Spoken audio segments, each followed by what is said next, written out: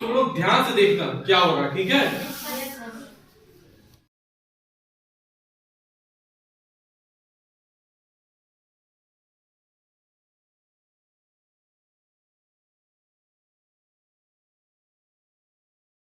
सबसे पहले कौन सी मोमबत्ती बुझी थी?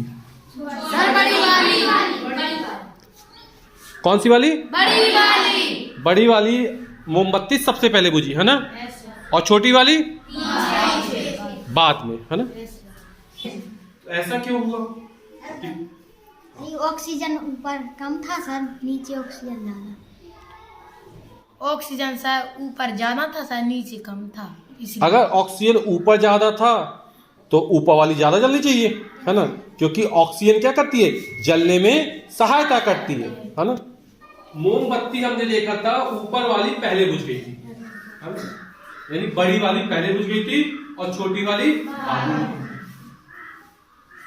वायु, और वायु में नाइट्रोजन गैस भी होती है, ऑक्सीजन गैस भी होती है, कार्बन डाइऑक्साइड गैस भी होती है। ऑक्सीजन गैस जलने में सहायता करती है।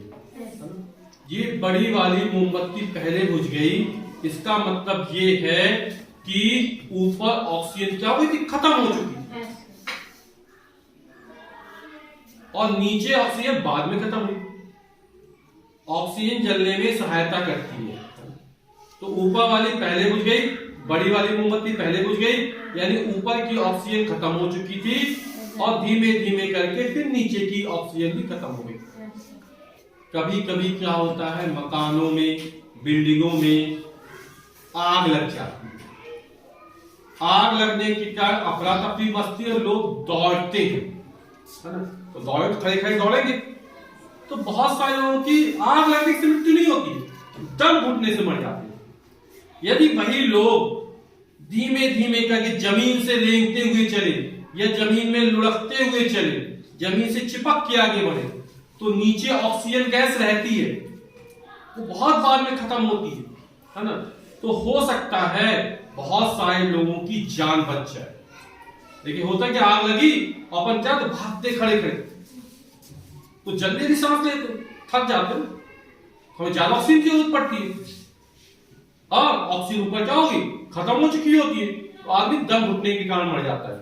यदि वही आराम से धीमे धीमे करके जमीन में बैठता हुआ रेंगता हुआ जाए, तो हो सकता है कि हम दम घुटने से बच जाए।